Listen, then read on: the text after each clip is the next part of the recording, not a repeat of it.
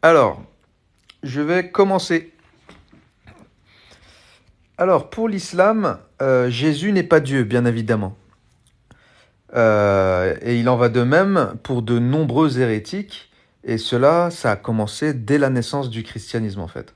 Alors, parmi eux, juste après, de toute façon, juste après la résurrection de notre Seigneur Jésus-Christ, il y a eu beaucoup d'hérésies et beaucoup de personnes qui ont refusé de croire en la divinité du Christ. Parmi eux, il y a eu le docétisme, pour qui le Verbe de Dieu n'avait pris qu'une apparence humaine.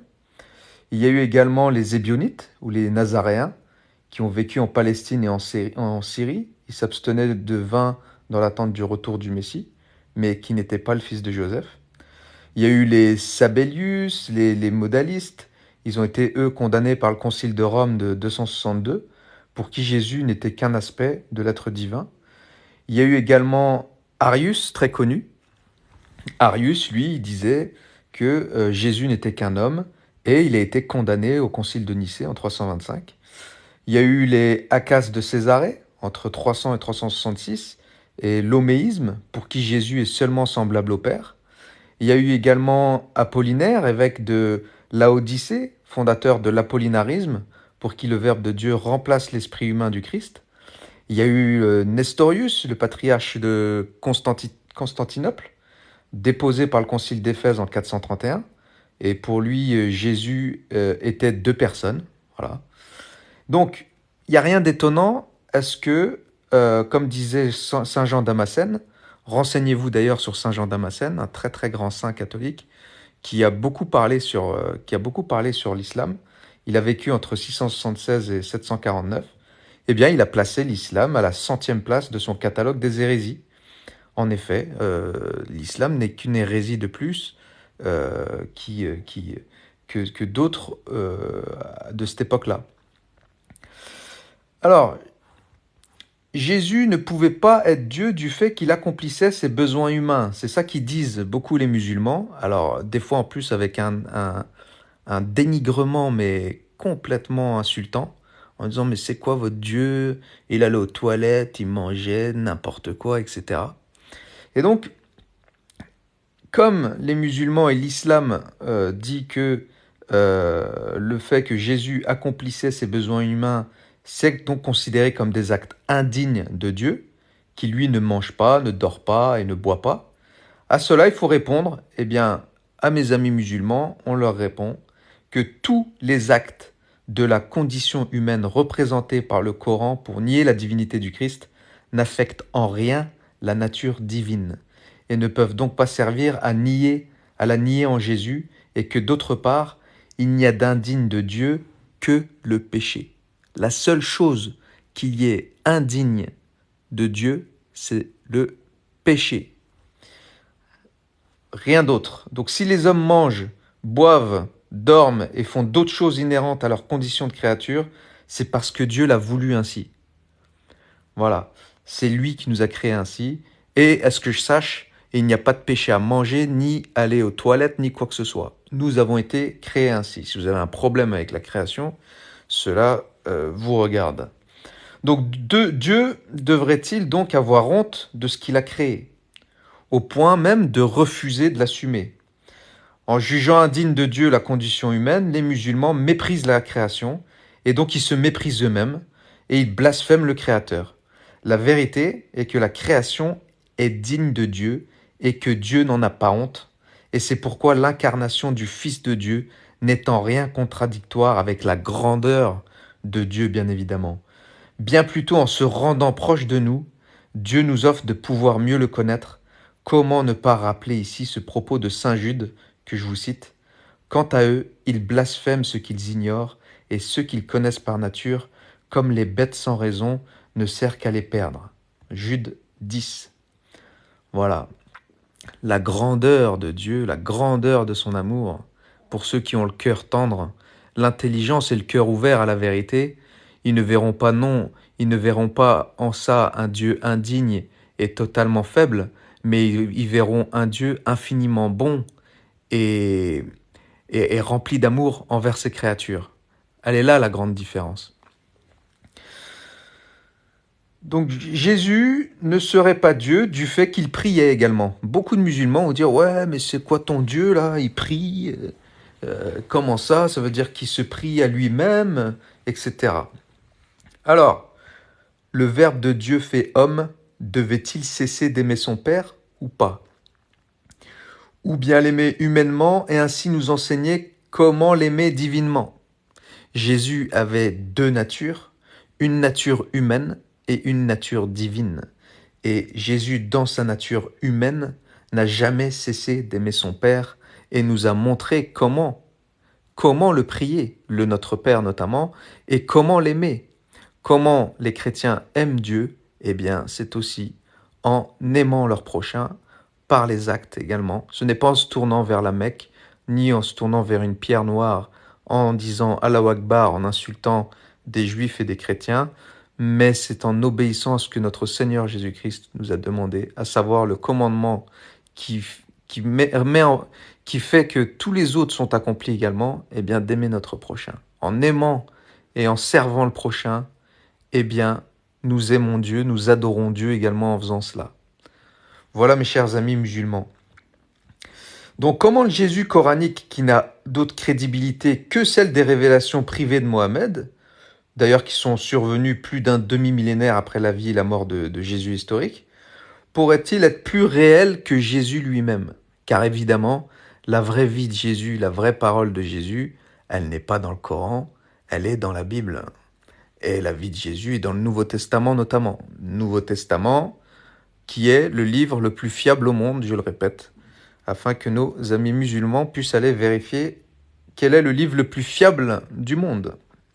Et il est courant d'entendre les musulmans oser prétendre que le dogme de la divinité de Jésus a été introduit dans la foi chrétienne par l'empereur Constantin au concile de Nicée en 325. Alors combien de fois je ne l'ai pas entendu ça? Ouais, le christianisme, le catholicisme, ça a été créé par un empereur, etc. Bon, on va se calmer. Déjà, les chrétiens étaient chrétiens bien avant 325. Si vous regardez rien que les écrits de Saint Ignace au fin 1er siècle, début du 2e siècle, donc bien avant Constantin, eh bien, la divinité du Christ était clairement dite. Tous les apôtres sont morts à cause de cette croyance que Jésus est Dieu. Ils sont tous morts à cause de cela, à cause de leur foi. Ils sont morts martyrs, découpés, crucifiés la tête à l'envers, etc., etc. Hein. Alors si ces gens-là sont morts pour un mensonge, hein, et qu'ils croyaient à la légère, moi je ne pense pas. Notre Seigneur Jésus-Christ s'est entouré de 12 apôtres. Il s'est entouré de ces 12 apôtres, leur a enseigné pendant 3 ans la foi chrétienne, et a fondé sur eux l'Église catholique.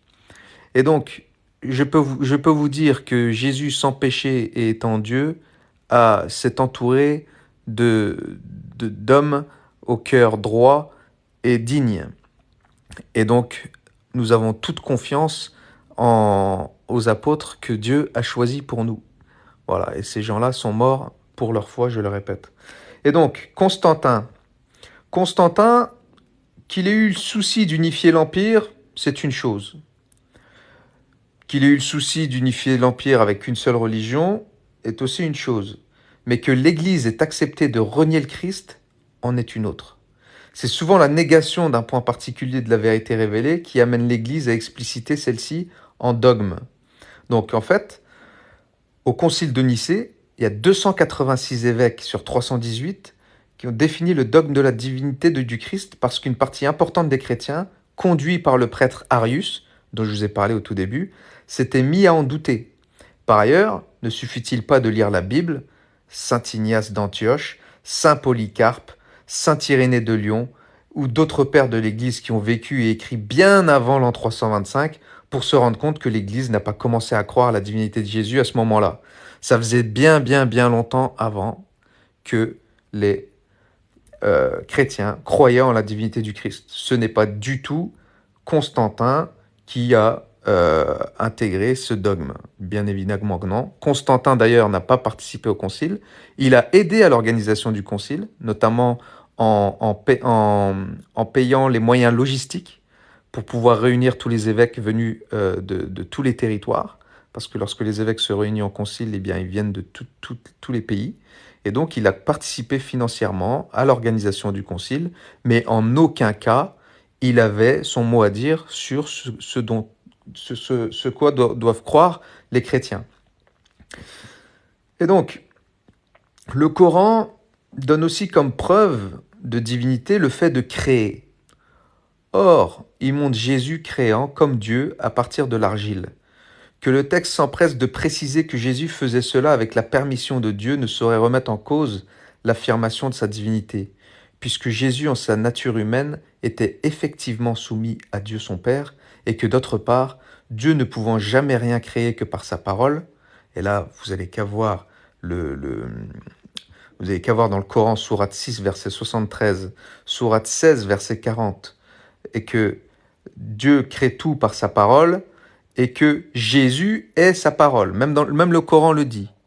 Donc, sourate 4, verset 171, sourate 19, verset 34, Jésus est appelé la parole de Dieu. Donc, chaque personne de la Trinité n'agit jamais qu'en communion parfaite avec les deux autres. Donc, le terme créer n'implique-t-il pas en soi l'exercice d'une liberté absolue et d'une puissance infinie? Ensuite, le gros blasphème de l'islam et du Coran également, c'est de dire que Jésus, bien évidemment, n'est qu'un prophète. Voilà, ça c'est un blasphème. Le fait de renier la divinité de notre Seigneur Jésus-Christ est un grand blasphème. Donc, comment Jésus pourrait-il n'être qu'un mortel semblable à nous? Parce que dans le Coran, il est écrit Sourate 3, verset 84, Sourate 5, verset 75, Sourate 9, verset 30, il est considéré comme un mortel.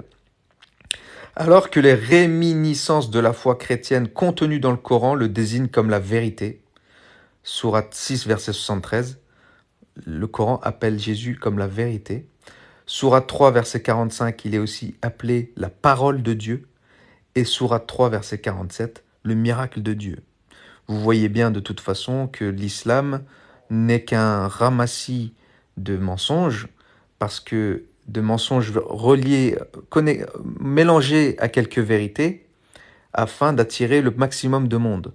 L'islam a réussi à unifier avec la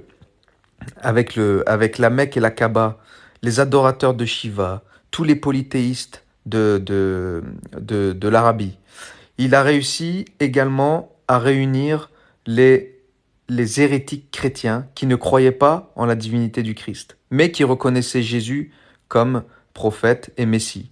Il a réussi également à réunir beaucoup de juifs talmudiques, etc., etc. Il n'y a pas de vérité dans cette religion.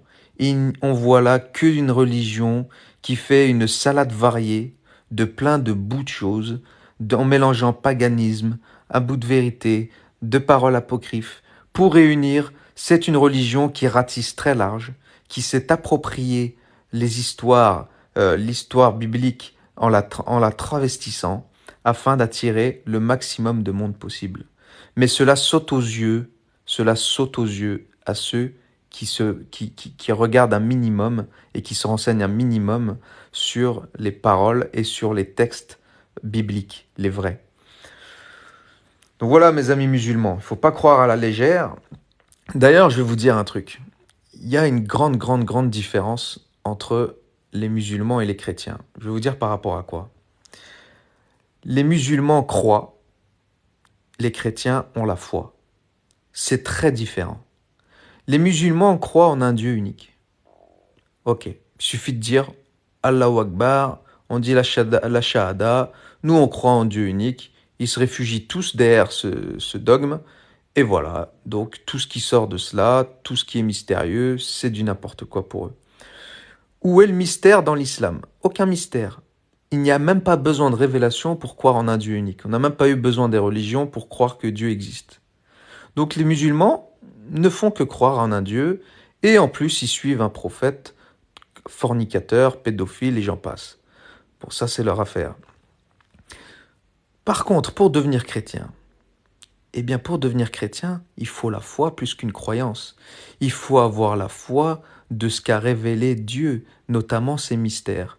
Les mystères révélés uniquement par Dieu, qui n'ont pas pu être inventés, car sans sa révélation, nous n'aurions pas pu le savoir. Le mystère de l'incarnation, le mystère de la Trinité, le mystère de la résurrection, etc., etc. Pour cela, il faut la foi. Là est la foi. Là est la vraie foi. Là où le musulman ne fait que croire, eh bien, le chrétien, lui, a la foi. Car pour devenir chrétien, il faut une adhésion complète et véritable. Il faut une adhésion de l'intelligence, de l'âme, de la raison, de tout, du cœur, etc., pour adhérer à ce miracle révélé. Et voilà la grande différence. Et voilà la grande différence, mes amis musulmans. Vous, vous croyez, mais vous croyez à la légère. Vous croyez en un Dieu unique, ok. Vous n'avez rien inventé. Hein. Les chrétiens croient aussi en un Dieu unique, hein, vous inquiétez pas. Mais l'islam n'enseigne rien du tout. Hein. L'islam n'enseigne rien du tout.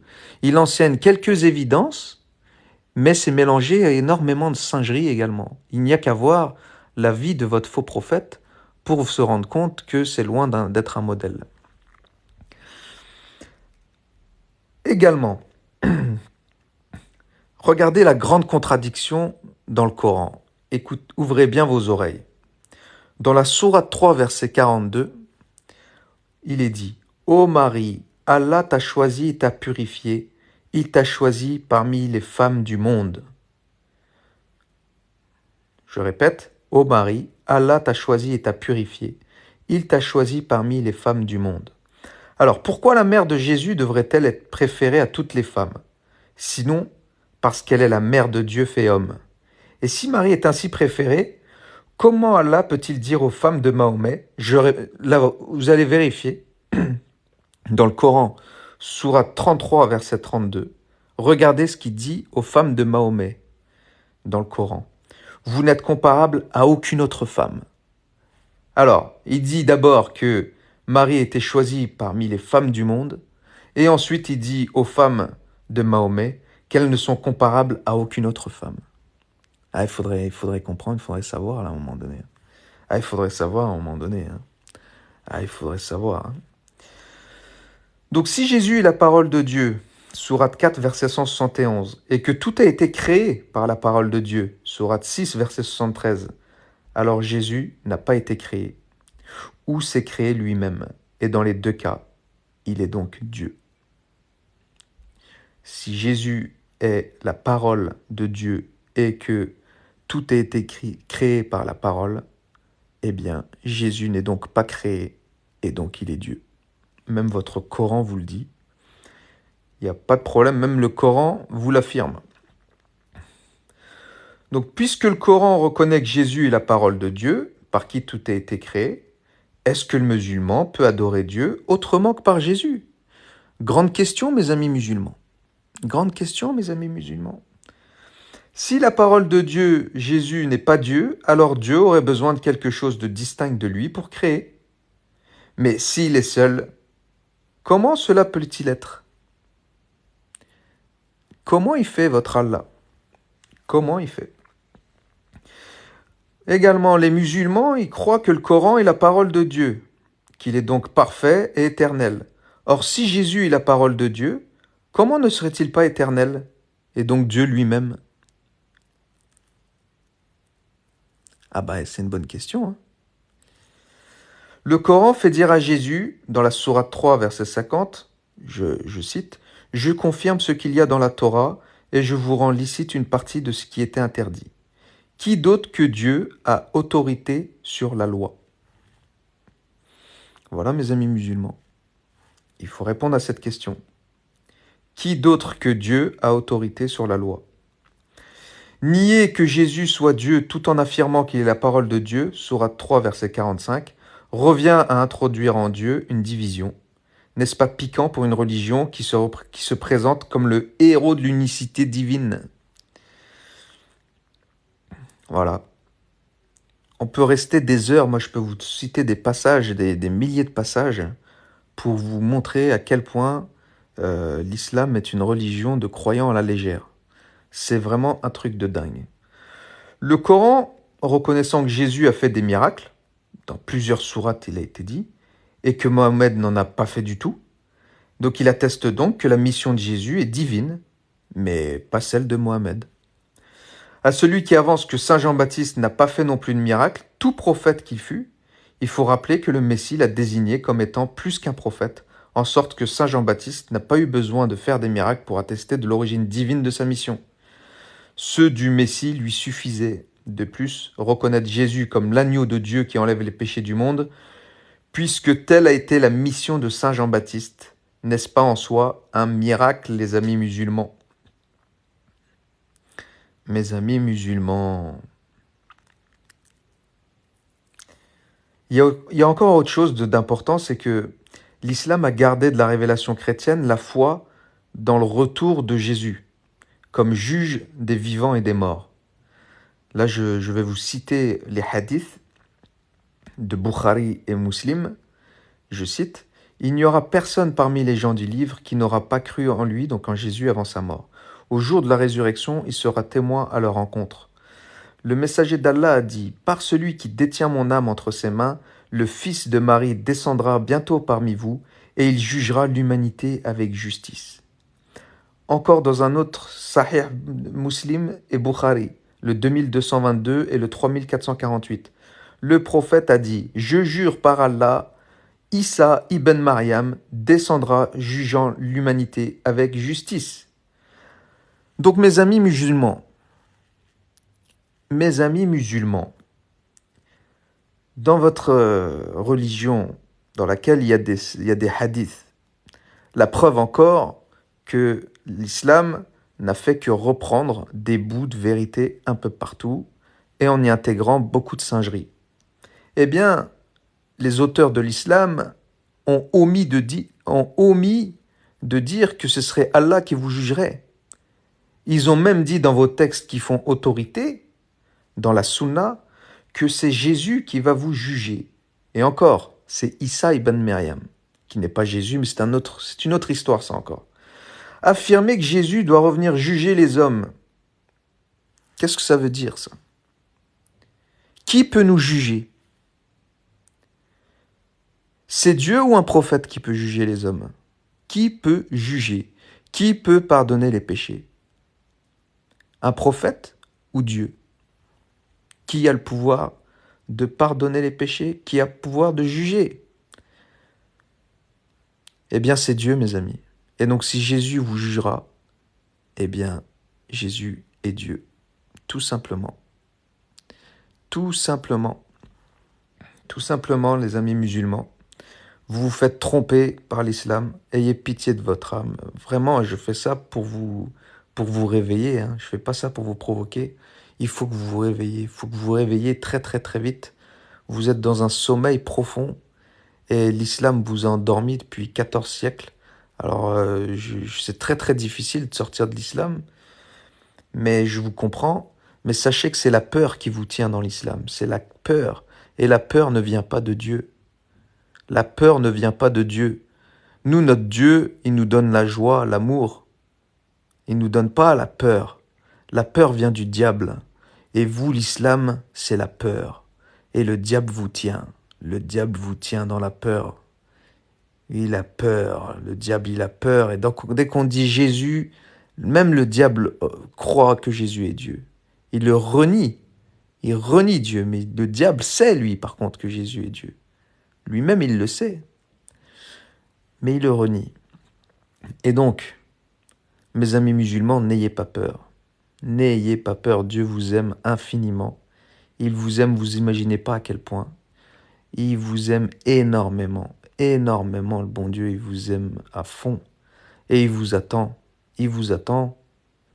Il vous attend. Jésus vous attend. Vous attend, mes amis musulmans. Parce que lorsque les musulmans orientent leur adoration vers la vraie religion, ça devient vraiment des chrétiens sublimes. Et là, mes amis musulmans, croyez-moi, je fais pas ces vidéos pour vous provoquer, mais par amour pour vous, mes amis musulmans. Alors, qu'est-ce qu'on peut dire encore? Si la sainteté du Christ assure sa crédibilité, parce que personne n'a réussi à convaincre qui que ce soit que Jésus est péché. Eh bien, Jésus était sans péché, était parfait.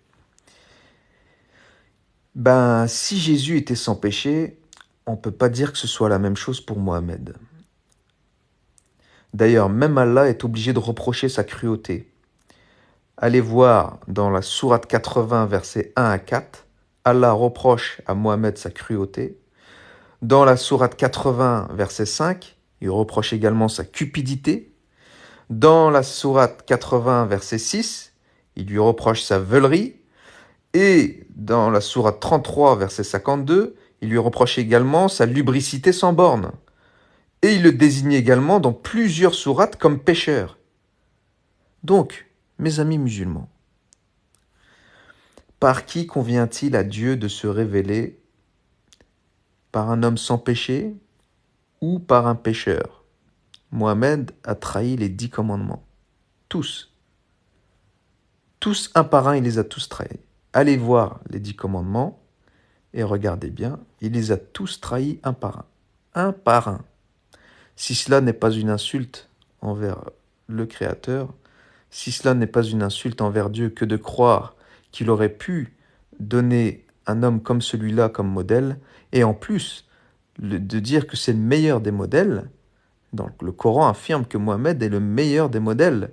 Mais quel homme, mais quel homme pourrait faire pire que lui? Quel homme pourrait être pire que lui? C'est à vraiment se poser des questions. Donc voilà mes amis musulmans. Donc les musulmans nient que Jésus soit Dieu. Ils donnent cependant à Allah tous les noms que porte Jésus. Il faut savoir que les musulmans, ils attribuent 99 noms à Allah. En fait, c'est les 99 noms de Jésus. Voilà, lorsqu'ils récitent les 99 noms, ils ne font que rendre gloire à Jésus. Alors c'est très très drôle, hein, mais c'est vrai, parce que ils appellent par exemple Allah, ils l'appellent le Saint, El-Qudus. El-Qudus, ils disent les Arabes, ils disent El-Qudus. Eh bien, dans Marc chapitre 1, verset 24, dans Luc chapitre 1, verset 35, Jésus est appelé le Saint également. Les musulmans, ils appellent Allah El-Bayt aussi, qui veut dire la résurrection. Eh bien, dans Jean chapitre 11, verset 25-26, eh bien, c'est aussi le nom donné à Jésus. Ils appellent également Allah, ils lui attribuent le nom de El-Salam. El-Salam qui veut dire la paix. Eh bien, c'est aussi le nom attribué à Jésus. Vous pouvez aller voir dans la Bible. Ils lui disent aussi que Allah, c'est la vérité, El-Haq. Eh bien, c'est également le nom de Jésus. Dans Jean chapitre 14, verset 6. Ils appellent Allah aussi la lumière, El-Nour en arabe. Eh bien, dans Jean chapitre 8, verset 12, eh bien, Jésus est également appelé la lumière. Ils appellent également Allah le premier et le dernier. C'est-à-dire, en arabe, on dit El-Awal, El-Akhir. Eh bien, dans chapitre 2, verset 8, et dans d'autres versets, Jésus est également appelé le premier et le dernier, l'alpha et l'oméga notamment.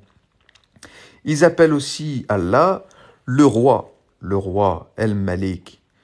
Eh bien, dans Matthieu chapitre 25, verset 34, Jésus est également appelé le roi.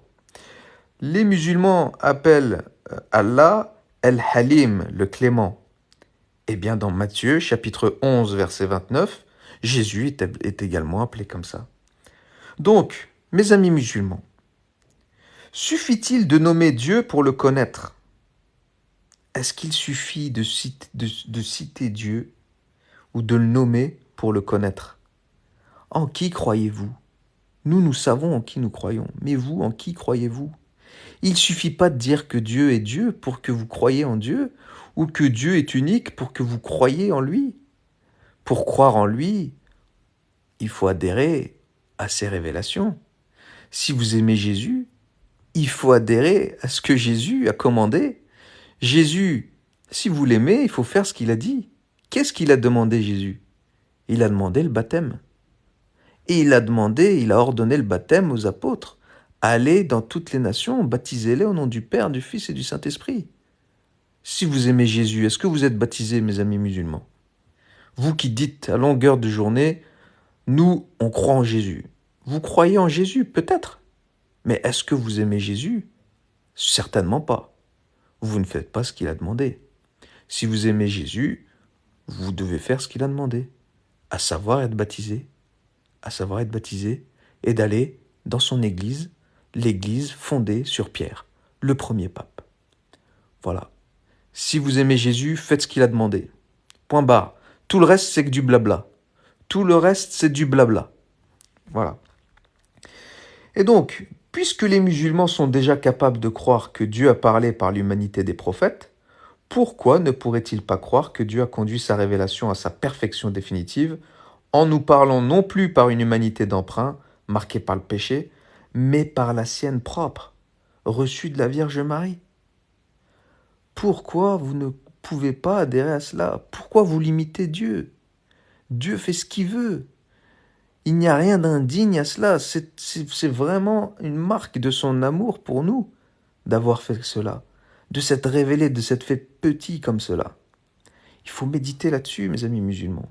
Mes amis musulmans, les musulmans refusent aussi de croire que Jésus a deux natures, la nature divine et la nature humaine, qu'ils imaginent opposées, comme si Dieu pouvait se contredire en créant. Donc sa création ne peut pas lui être antagoniste, puisqu'elle procède de lui. En s'incarnant, non seulement Dieu ne cesse pas d'être Dieu, mais assumant son œuvre, il la divinise. Donc mépriser l'une exalte-t-il vraiment l'autre? C'est une grande question qu'on pose à mes amis musulmans aussi. Comment on fait? L'islam refuse que Dieu se fasse homme, parce que, ce faisant, il sortirait de sa plénitude, épousant les limites du créé, du fini, de l'imparfait, il cesserait d'être parfait en devenant homme. Or, refuser que Dieu puisse sortir de lui-même, c'est le vouloir enfermer à jamais en lui-même, où certes il est plénitude absolue de joie, mais d'une plénitude conforme à notre conception de la transcendance.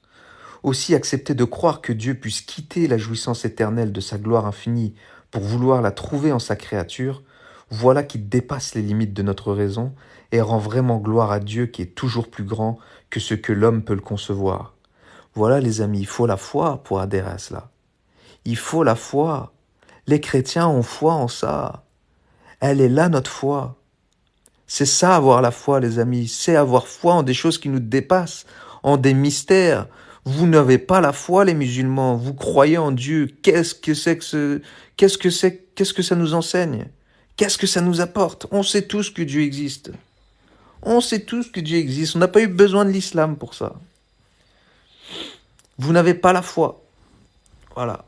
Pour avoir la foi, il faut l'adhésion. Il faut l'adhésion. Il faut adhérer. Pour adhérer, il faut se faire petit. Il faut se faire petit devant Dieu pour adhérer à sa révélation et à ses miracles. On est petit devant les miracles. On est petit face au mystère. On est petit face au mystère de Dieu. Vous n'êtes pas petit. Vous croyez des balaises parce que vous dites on a Dieu unique. Allahu Akbar. C'est n'importe quoi ça. C'est n'importe quoi les amis. C'est n'importe quoi. Donc aussi, si la vie de l'homme c'est de contempler Dieu, pourquoi la gloire de Dieu ne serait-elle pas de rendre l'homme participant de sa nature divine? Les chrétiens osent croire cela. Par son renoncement à la distance infinie qui nous sépare, Dieu dépasse ce qui est pour nous indépassable. Et ainsi nous dépasse vraiment. C'est en faisant cela que Dieu nous dépasse vraiment. Mais pour cela, il faut méditer, les amis musulmans. Pour cela, il faut ouvrir votre cœur. Il faut ouvrir votre cœur, les amis musulmans. Et ainsi nous dépasse vraiment. Qu'est-ce qui est le plus digne de Dieu? Croire qu'il est capable de combler la distance qui sépare l'homme de Dieu ou penser qu'il reste enfermé dans la jouissance éternelle de lui-même? Si Dieu était vraiment étranger à la création au point de ne souffrir aucune relation avec nous, comment l'islam peut-il croire que Dieu nous a parlé, comblant ainsi l'abîme infini qui nous séparait de lui? Si Dieu nous a parlé, ne nous a-t-il pas déjà réconciliés avec lui? Si Dieu est sorti de lui-même pour nous adresser la parole, pourquoi ne serait-il pas venu alors lui-même jusqu'à nous et dépasser ainsi vraiment nos conceptions à son sujet? Si les dons de Dieu sont toujours en eux inestimables, celui de son amour le sera plus que tout autre. Or, est-ce que dans l'islam ou dans le christianisme que Dieu se donne lui-même? Dans quelle religion ça existe ça? Voilà mes amis musulmans, mes amis musulmans. Les musulmans veulent croire qu'en confessant l'engendrement du Fils de Dieu, nous abaisserions Dieu à l'acte d'une génération charnelle. Sourate 39, verset 4. Or, lorsque l'esprit formule une pensée, il y a bien génération de cette pensée, mes amis. De même, lorsque Dieu, qui est esprit, se pense lui-même, eh bien il engendre une pensée qui est un autre lui-même, en tout semblable à lui, que l'on appelle la parole, ou le Fils. Parce que c'est par son enfant que le Père se connaît Père, les chrétiens professent chaque dimanche que Jésus, il est Dieu, né de Dieu, lumière, né de la lumière. La personne du Fils de Dieu ne commence pas à exister lorsqu'il s'incarne. Jésus nous a bien dit, avant qu'Abraham existât, je suis. Jean chapitre 8, verset 58. Je répète, c'est très très très très important, mes amis musulmans. Lorsque vous formulez une pensée, mes amis musulmans, est-ce que c'est vous ou ce n'est plus vous? Est-ce que vous la générez, votre pensée, ou pas? Eh bien oui. Donc, il y a bien génération, comme il y a bien génération de votre pensée, eh bien lorsque Dieu qui est esprit se pense lui-même, il engendre une pensée qui est un autre lui-même, en tout semblable à lui, que l'on appelle la parole, ou le Fils, et la parole incarnée de Dieu, c'est Jésus-Christ notre Seigneur, à la fois Dieu de toute éternité, et à la fois homme, 100% homme, car s'il n'avait pas été 100% homme, son sacrifice aurait été vain, et on n'aurait pas pu être touché par cet amour et les souffrances qu'il a pu partager avec nous. Il a fallu qu'il soit homme pour que le sacrifice soit parfait. Donc en s'incarnant grâce à la foi et à l'amour de la Vierge Marie, il ne reçoit d'elle que la nature humaine. Il reçoit de la Vierge Marie uniquement la nature humaine, et non pas la nature divine. Donc qu'il ne pouvait pas ne pas avoir. Il naît temporellement d'une mère sans père, comme il naît éternellement d'un père sans mère. Comment un médiateur pourrait-il ne pas participer des deux termes qui l'unissent? Voilà mes amis. Voilà mes amis. Et que dire? Il y a encore beaucoup de choses à dire. Il y a beaucoup de choses à dire. Vous savez, à la différence des fondateurs de religion, Jésus présente le mystère de sa propre personne comme objet et centre de sa prédication. Dans Jean chapitre 8, verset 24, etc., etc. Or, il était totalement exclu au sein du peuple hébreu, si attaché au monothéisme et à la transcendance divine, que quelqu'un pût professer un tel blasphème. Regardez dans Marc chapitre 2, verset 7. Et encore moins être cru. Aussi, la seule explication rationnelle permettant de comprendre que certains Hébreux aient cru que Jésus était Dieu, n'est-elle pas que lui-même les révélait? Sans cela, c'était impossible. Sans cela, c'était impossible. Il est mort pour cela, il était crucifié d'ailleurs pour cela, notre Seigneur. Il était crucifié pour cela. Voilà mes amis, j'espère que ce live vous a plu. J'espère qu'il aura pu convaincre certains musulmans. Moi je fais ces vidéos-là surtout pour les musulmans qui ont le cœur tendre, qui ont le cœur et l'intelligence ouverte à la vérité, qui sont pas en train de commenter, d'insulter, mais qui ont le cœur tendre et qui vont vérifier par eux-mêmes. Moi, j'invite tous les musulmans et tous les non-chrétiens, non-catholiques, à prier à prier Dieu et lui demander la vérité, de lui demander les grâces nécessaires afin de pouvoir adhérer à la vérité et qui vous donne les signes nécessaires pour y arriver. Vous aurez vos réponses. Notre Seigneur Jésus-Christ tient ses promesses. Il a dit, celui qui cherche le trouvera. Celui qui frappe à sa porte, il lui ouvrira. Et je peux vous dire qu'il tient ses promesses. Et donc le seul conseil que je peux vous donner, ce n'est pas de me croire, parce que je ne suis pas digne d'être cru. Je ne fais que répéter ce qu'enseigne l'Église et je mets en lumière vos textes islamiques. Donc il n'y a pas du tout d'insulte envers les personnes musulmanes. Je ne fais que citer vos textes. Et donc s'il y a une insulte, elles sont bien dans vos textes. Et si vous avez problème, et si vous avez un sentiment mauvais lorsque je vous critique l'islam, ça veut bien dire qu'il y a un problème au sein de l'islam et que vous n'avez pas les mots. Vous n'avez pas les mots pour vous justifier. Et donc, tout comme on ferait un exorcisme à un démon, moi je vois certaines réactions de musulmans, on dirait que j'ai affaire à des démons.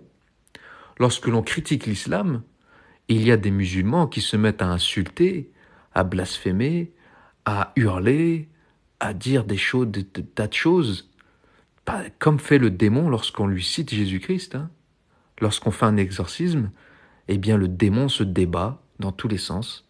Il insulte, il a rien d'autre à dire. Eh bien voilà, cela prouve bien que il n'y a rien de vrai dans votre religion. Il faut vous sortir de là, mes amis. Il faut vous sortir de là au plus vite. Priez le vrai Dieu dans votre cœur. Fermez les yeux. Vous n'êtes pas obligé de tourner vers la Mecque. Vous tournez, vous allez dans votre chambre, comme le Seigneur nous l'a dit. Vous vous mettez dans une chambre, une pièce isolée. Vous fermez les yeux. Vous pensez dans votre cœur au Créateur, au vrai Dieu, et demandez-lui de vous apporter les grâces afin de le connaître. Demandez-lui qui se révèle, demandez-lui qui vous donne les signes, afin que vous preniez le bon chemin. Voilà le seul conseil que je peux vous donner. Voilà la seule manière la plus efficace de trouver le bon chemin. Chose est sûre, Jésus vous attend, Jésus vous aime. Voilà mes amis. Je vous souhaite une très très très belle soirée, une belle semaine et je vous dis à très bientôt.